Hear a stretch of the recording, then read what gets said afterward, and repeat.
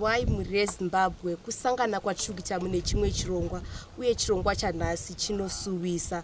Tirimo mudunhu rekwa Chikwaka under Goromonzi district. Zita rangu ndinoitwa Praise Zingwena Masivanda. Nhasi ndafamba nemurora wangu to be makadi muri Zimbabwe salibonani muri Zimbabwe mazvinzwira tete vati ndiri kufamba nemurora to be kuratidzira kuti aiwaka tete vari kutora nguva yavo kutarisa ma-CV saka tete vari kumiramira kuti mandlovu specially pamwe angadini angawanawo mukana wokupinda pachigaro apo pasaidi naShumba.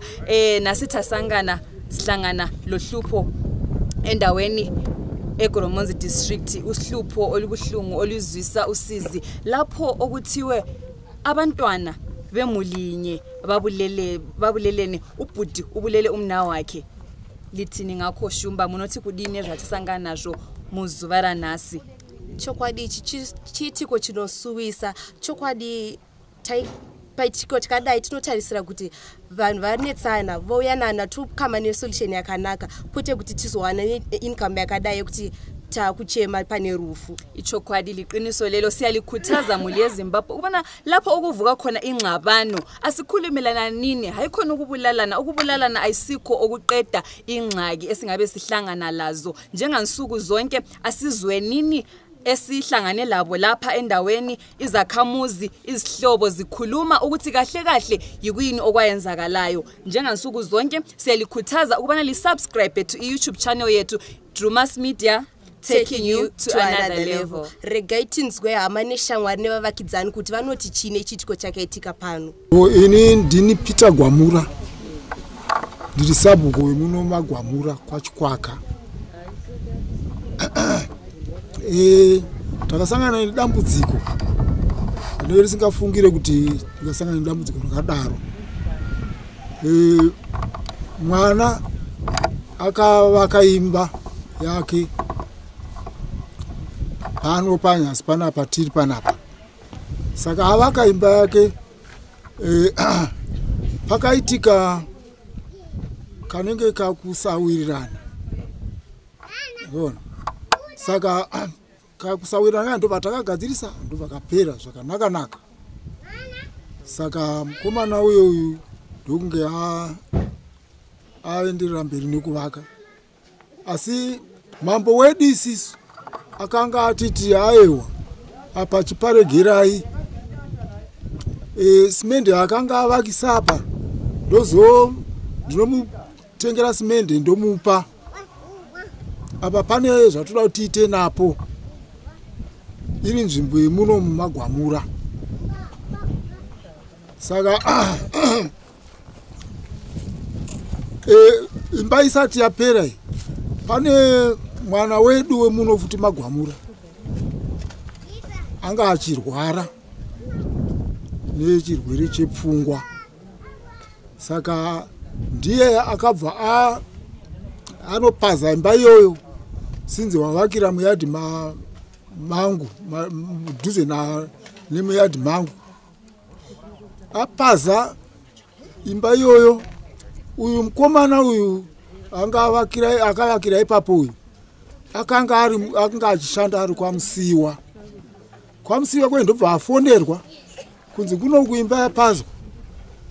Ndokubva abva kuya achimhanya ataurirwa kunzi yapazwa naningi. Ndokubva asvika kunoku, ndobva angosviko sangana nemunhu uyo ari kunzi apaza imba. Havana kusangana panhu, vakasangana pasango panzira. Panga pasina kana vamwe. Panga pasina kana vamwe zvavo vari kufamba ipapo. Kwangone tuvana tudiki. Saka ndokubva asikotanga kumurova manje. Akurova munhu niki uyo akapaza imba. Mwana womunhu futi akapaza imba murwere. Ndokubva amurova. Ndobva amutemera shamu. Akumurova. Ndokubva aona kuti zvakwana zvandaita. Kumurova akati ndofunga akasiya awira pasi here. Ndobva amuka. Ndobva auya padhuze nepamba pake paanogara. Akumbira mvura manje kuti ndipewo mvura yekunwa. Nemafuta ekuzora mumhuno. Ndichanzwa zvakanaka. Akagara. Gara ndobva angoti zenda. Ndokubva angoti ndakuenda ndokubva afa. Saka ndomafira akaita. Saka iye zvino izvi akatorwa nenhingi nepolisi akaendeswa kwaMurewa. Ndokwaari namanje. Saka zvakatoitika nezuro kuma 3.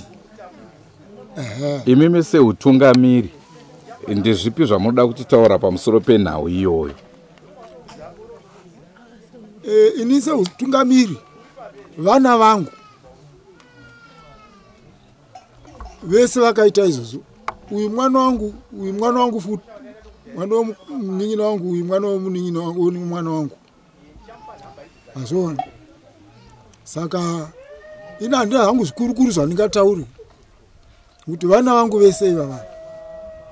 Saka tangomirira kuti kana vachinge agadzirwa uko totora tinotaurirana. Izvo tatembenge tiri pakutaura. Tiri kwatenge tiri kwachifu.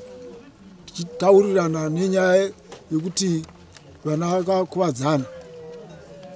Saka ndo pane hatisati apedza nyaya yacho nokuti achiri uko post motion. Ndoitwa kansela Stuart Kwamura. Ndini kansela wewadi 10 inotangira iko kuno kuchidzika kuenda kumusoro. Chitiko chaitika panapa chamuri kuona vanhu vakaungana kudai.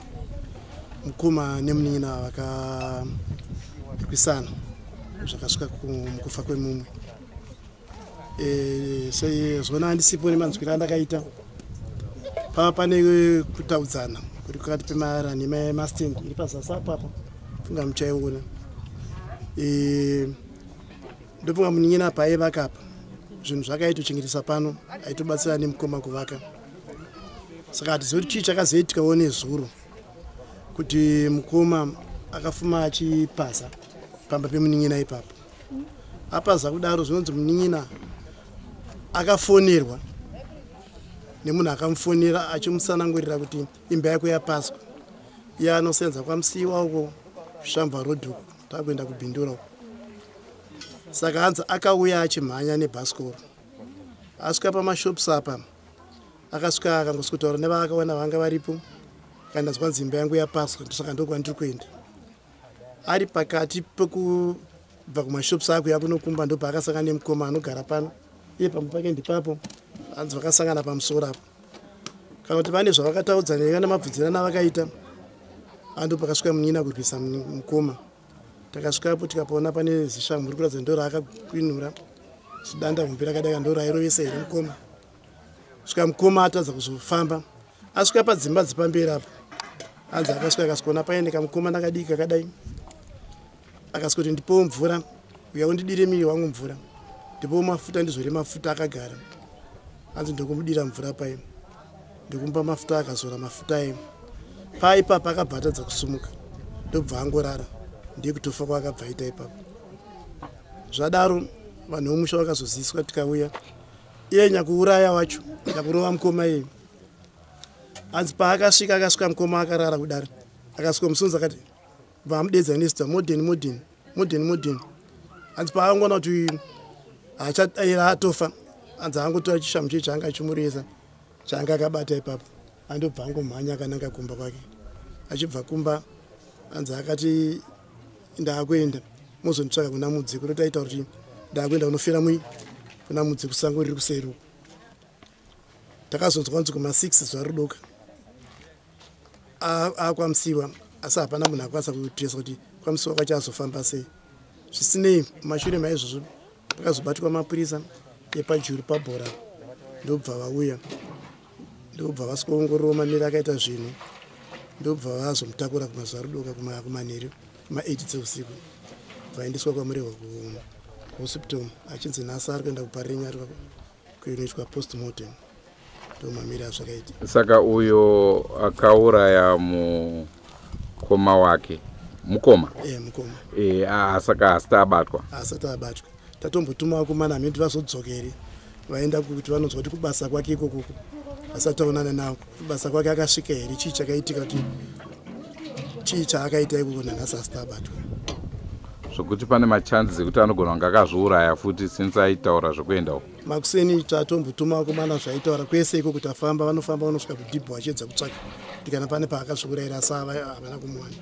Vanhu vatutaura navo nezvawawo maages awo akamira sei? Munin'ina uyu ari kuma28 years kana sikakangasa 28 to 30 years uyu mukoma anga akuma 45 years anga akuma 45 years. Oho. Imimi mati muri vemhuri imwe chete ndizvo. Ko mumhuri hapana here zviitiko zvakamboitika kumashure zvakadaro zvekumunhu akafa achipondwa kana kuti imhepo yakangosumukawo yapo? Ya, tingangoti imhepo asi tikaenda hedu kuhistory yedu kumashure kuma 1920 uko kana kuti kuma 18 uko kuna ana asekuru vedu isusu vanga vakabereka ana baba vedu isusu pakamboitika nhoroondo yakadari kuti vakaurayana mukoma nemunin'ina kuti mukoma baba mumwe chete mukoma ukwamai guroyo ane munin'ina ukwamai nini zvakamboitika munhoroondo yedu izvi ndo zvangoitika futi zvindofanika zvangoitika futi chimwe chete tingangoti taane chikadzi kunedu sedunhu nokuti hakasike kutanga tine mwedzi mitatu yapfuura tine mumwe akaita zvimwe chitezvo futi akauraya akapisira muroora nemwana mumba akatsvira ipa ndobva anozviuraya saka iratowo dambudziko ratanaro mudunhu kuti pfungwa iyoyo yekuuraya namweya waakuita se waakuramba uchifamba zvokuti tatoshaya kuti toita sese vakuru kuti pangaitwe sei noti mweya wekudeurana ropa iro mweya waakutotenderera munharaunda tinonga tine 3 months ago pamberi apa pakaitika munhu akangouraya muroora kumupisira imba kubva amutema nedemo nekamwana kake ndobva katemwa nedemo kubva wangofa ndobva zvisungira ndobva tiri kuno kwachikwaka muraini rekwagwamura ndini Felistas Machipisa ndichitaurawo chikadziko chatakasangana nacho nezuro kunguva dzema3:30 dzemazuva rodoka. Takaona Vitarisa achipfuura nebhasikoro achienda kumba kwake achirimhanyisa indiri pamba pangu haana kana kumbondimoresa sezvaanoita mazuva ese. Handina kunge ndaziva kuti kwaari kubva uku pane zvaaita mumashure. Nguva diki diki ndakazoona mukadzi wakachuru achiuya kumba kwangu achimhanya achiti ambuya sumukai muuye muone muedzo uri kumba uku. Ndikati wakundityisa chii? Akati sekuru modheni vakangorara pamba pangu ndangosvika varipo. Ndokubva ndaenda ipapo panga pane murume wake chete ari 1 netuvana tudiki twake. Ndobva ndasvikotoona modheni atofa akangorara paanga akarara akatota. Ndikati ko chiko chaita kuti atote muuromo? Zvikanza zvaaita arohwa pamusoro apo naVitarisa anga achimurova mabhutsu nembama nezvibhakera neshamu. Saka azouya akamubata achiti handeikumba.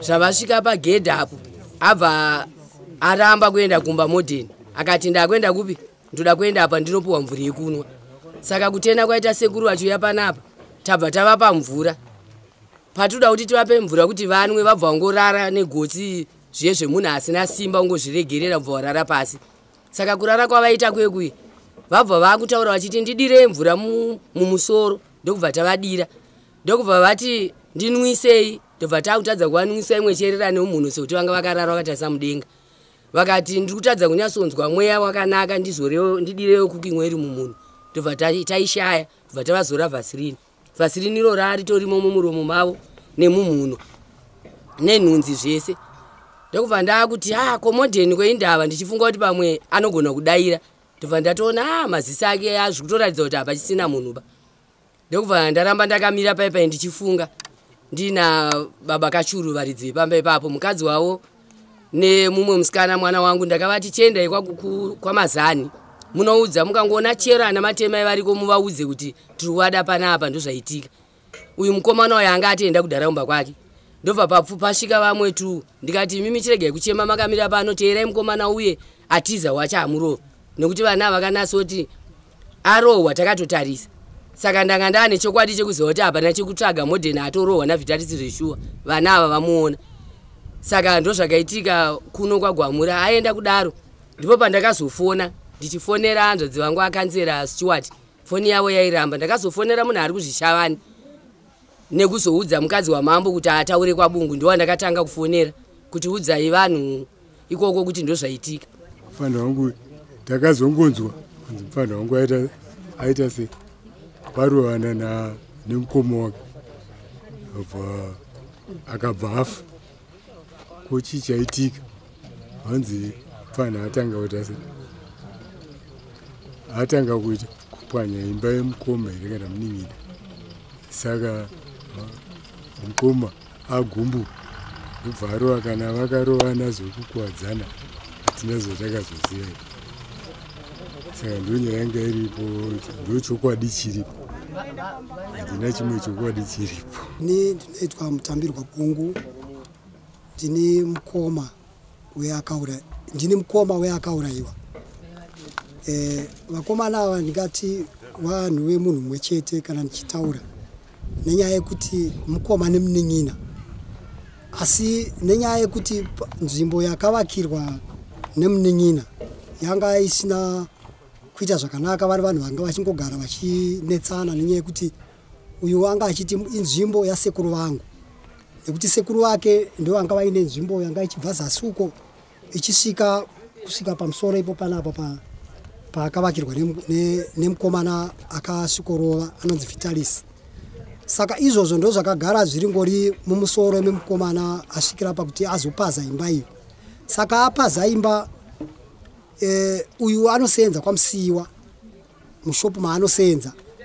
Saka vanhu vakataura vakamutaurira shoko iroro kuti imba yako yapazwa. Saka munhu akangoya ato muma emotions yekuti pandiri kusvika ndiri kusvika zvakati anga atone madecision kare. Kureva kunyange paakasvika pamashops achisvika pamazani achisikotaurwa kunzi dai warega kuenda kunorwisa. Ndataura naye munin'ina mukoma wake waanosiyirana naye akamutaura shoko iroro. Asi yese munhu akanga auya kare aine shoko rakatenga ainaro kana kuti ane decision yakanga atofunga kare.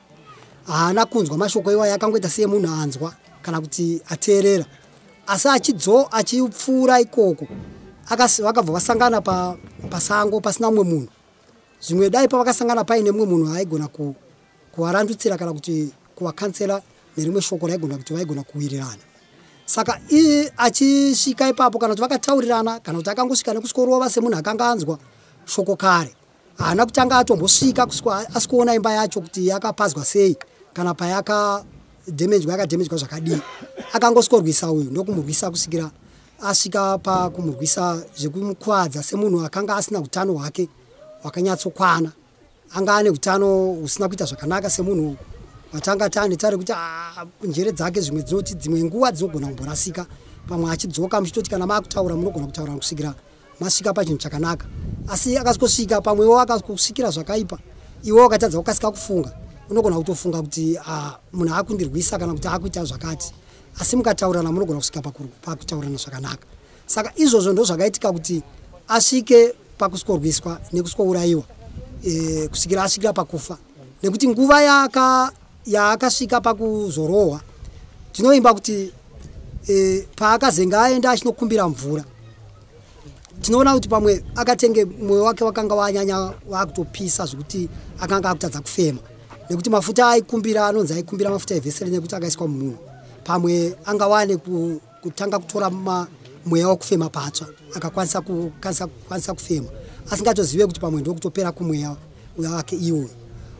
Uyu mukomana uyu wanyakurova munin'ina wacho akanga achitoona, saka paakaona akaenda akatosvika pamunin'ina wake pamukoma wake infact akaskomubata ndokuona kuti munhu atofa. Paakabva ipapo shoko ratakanzwa nderekuti akatofonerawo mudzimai wake achimubvunza nenyaya yekuti pasipoti yangu iri pai, kureva kuti pfungwa imwe yakakasika kuya maari ndiye kutiza bedzi, kuti nditize mhosva yandaita kana mhaka yandapara. Akaenda kumba kwake, anga agara pambapo paanga achichengeta pazasi panapo padhuze pane mwacha mugumbi kwatiri kuona uko, ndo paakanga achigara. Saka ndo paakaenda akasikotora pasipoti ipapo akadzoka. Paakadzoka ndo paakasikobva angoskoningirika bhasikoro rake achienda kwamusana kwamusiwa kwamatownship, ndo paanga achisenza. Kureva kuti paakasvika ikoko hatisi kuzoziva kufamba kwaakaita kusvikira pari zvino kuti ari padanho ripi kana kuti akaenda kupi kana akatotiza akaenda, asi pari zvino asati asvika pakubatwa. Saka tine taro yekuti dai zvimwe mapurisa aikwanisa kuti akwanise kungotreka kusvikira mukomana yabatwa kuti anyatsobvunzisiswa tinzwe pawakanga anyatsokuwadzana chaipo, nekuti zvinhu zvake zvese zvaichengetwa pano zvekuvakisa zvese vanhu mabhiruda aitotora zvinhu panapa achienda kunovaka pamba pake, kureva kuti panhu padiki pandinoona pavakanga vatadza kuwirirana paida kuti aipa paine munhu padhuze vanhu avaigona kutodzokedzana vakawirirana, kana pakanga papazwa pacho taigona kupanzwa isu sehama dzake, taigona kutopavaka pakatopera kuvakwa pamwe hapatombopedza mazuva mairi kuti pavakwa paitopera kutovakwa imba yodzokera pakare. Asi semunhu akaita mainstant judgment yakunetsa nekuti asvikira pakuuraya munhu sezvo akanga pamwe akanga asingatofungire pamwe pache zvake iye, asi nekuda kwetsaona kungofunga kwekukasika kujaja nekukasika kuisa maemotions nekukasika kurwadziwa, tinoona kuti zvasvikira padambudziko.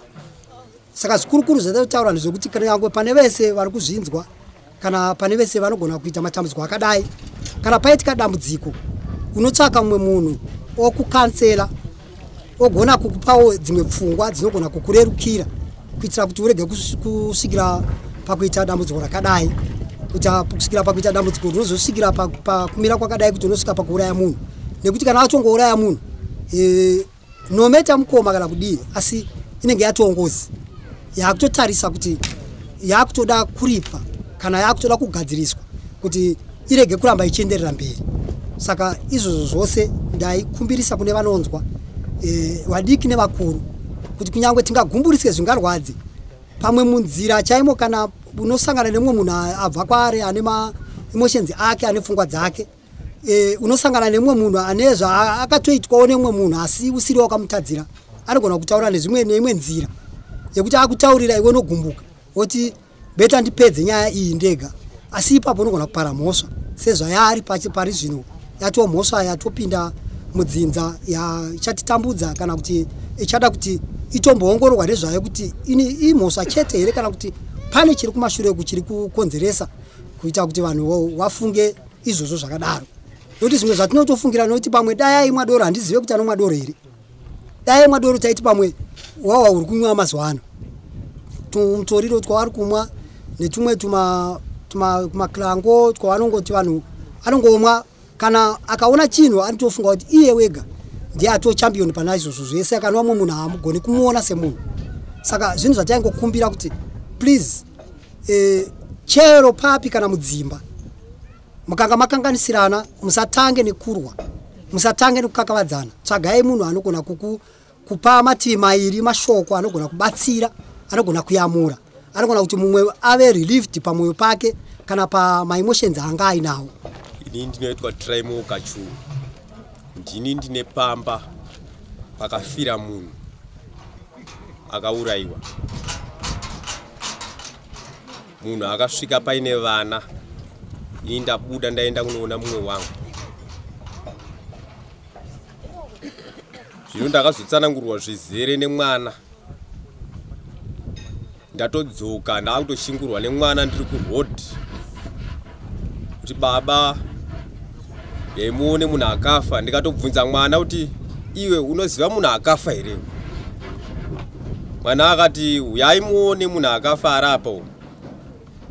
Akandiratidza zveshuwo, ndakaona munhu akati tasa.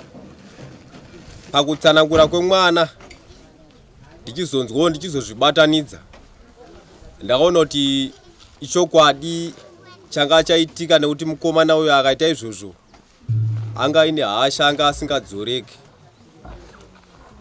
Hondo yake aida kuti ipere nemaoko. Akamboedza kudzorwawo nevamwe achinzi wewe mhosva yekupazirwa imba idiki inotaurika. Asi akatadza kuzvidzora kusvika azopara mhosva hombe inokunda mhosva yaanga aitirwa iyoyo.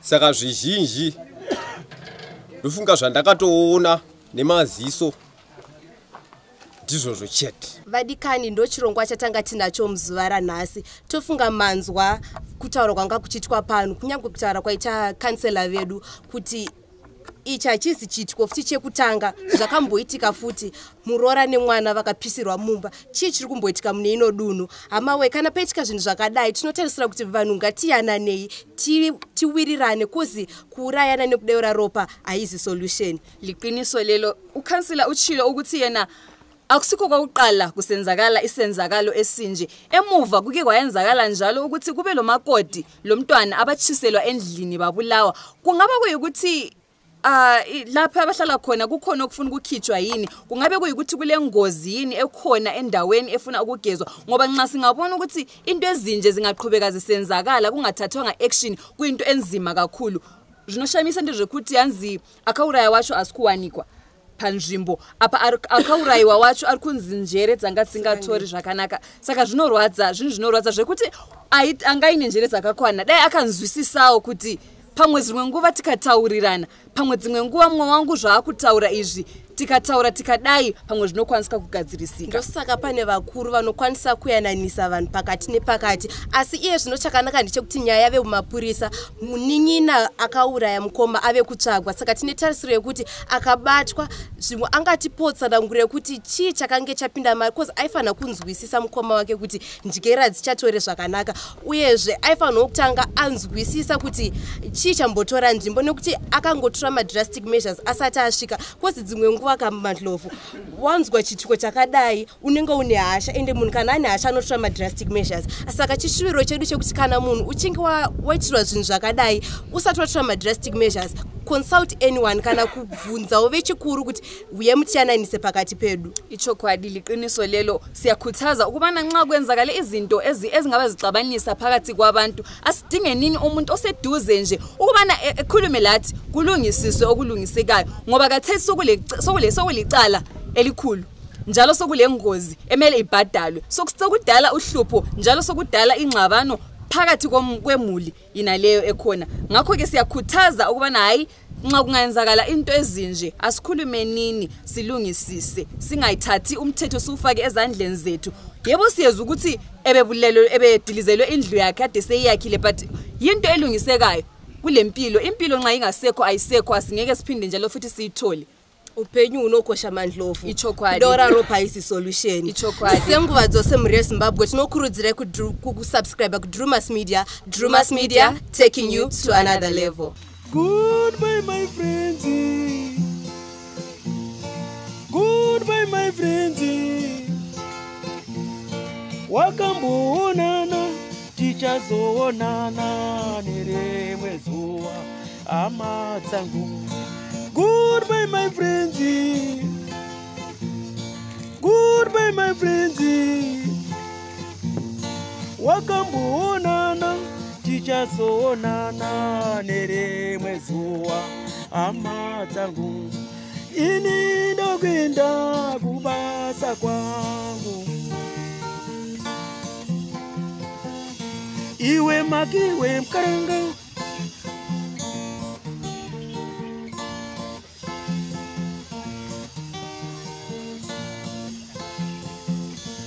iwe maki iwe mkaranga, iwe maki iwe mkaranga.